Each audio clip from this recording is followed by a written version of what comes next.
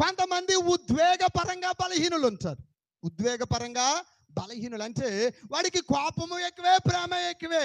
ఆనందం వచ్చినా తట్టుకోలేడు, సంతోషం వచ్చినా తట్టుకోలేడు, దుఃఖం వచ్చినా తట్టుకోలేడు, గెలిచినా తట్టుకోలేడు, ఓడిపోయినా తట్టుకోలేడు. He's emotionally weak. ఎలా ఉంటాడట?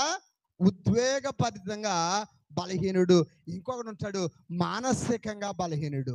ఎవడటండి? మానసికంగా బలహీనులు. ఈ 8 పాయింట్లు కూడా ప్రతి వ్యక్తికి ఉంటాయి. ప్రతి వ్యక్తికి ఉంటాయి. ఇంకొక బలహీనత చెప్తాను చూడండి. ఆధ్యాత్మిక బలహీనత. దేవునికి స్తోత్రం కలుగును గాక. ఏ బలహీనతట? ఈ అన్ని కూడా ఉంటే ఉండొచ్చు, పోతే పోవచ్చు. కానీ క్రైస్తవుడికి ఉండకూడని బలహీనత ఏంటంటే, ఏ బలహీనతట? ఆధ్యాత్మిక బలహీనత. ఇది నేటి క్రైస్తవ సమాజంలో ఏమైపోతుందంటే ఎక్కువైపోతూ ఉంది. ఏమైపోతుందటండి? ఎక్కువైపోతా ఉంది. ప్రార్థనకి ఎళదారని మనసు అంటా ఉంటది, శరీరం అంటా ఉంటది.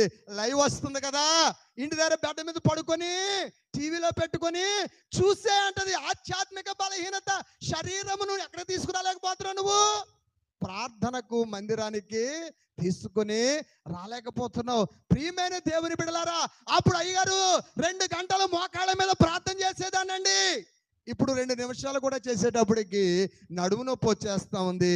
ఇదే బలహీనత, ఆధ్యాత్మిక బలహీనత. 3 పూటలు ఉపవాసం ఉండేదానండి, ఇప్పుడు ఒక పూట కూడా ఉండలేకపోతున్నానండి. ఏ బలహీనత? ఆధ్యాత్మిక బలహీనత.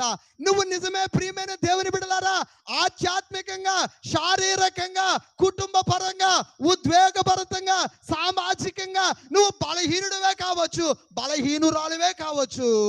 కానీ ఇక్కడ వాక్యం చెప్తా ఉంది, బలహీనుల పక్షమున పోరాడటములో, బలహీనులకు సహాయము చేయటములో నీ వంటి వారు ఎవ్వరూ లేరు. గట్టిగా చప్పట్లు కొట్టి ప్రభుని స్తుతిద్దాం. ఎవరటండి ఆయన? బలహీనులకు బలం ఇచ్చేవాడు. ఎవరటండి? బలహీనులకు బలం ఇచ్చేవాడు.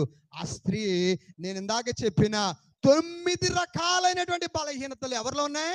ఆమెలో ఉన్నాయి. కానీ ఆమె పక్షాన ఎవరు పోరాడేశారు? ఎవరు పోరాడేశారండి? దేవుడు, న్యాయము తీర్చే దేవుడు ఆమె పక్షమున పోరాడాడు. నిజమే, నువ్వు అనుకుంటా ఉంటావు, నేను ఆర్థికంగా బలహీనుడిగా ఉన్నాను ప్రభువా, ఎన్నో ఆర్థిక సమస్యలు, ఎన్నో ఇబ్బందులు, ఎన్నో కష్టాలు ఉన్నాయి, నేను ఆర్థికంగా బలహీనుడిగా ఉన్నాను. నేను ఆర్థికంగా బలవంతుడు కావాలంటే ఎవరు చేయగలరు? దరిద్రులను పెంట గొప్పల మీద నుండి పైకి లేవనెత్తగల దేవుడు ఎవరు? నీవు నేను పూజిస్తున్నా, నీవు నేను ఆరాధిస్తున్నా యేసయ్యే.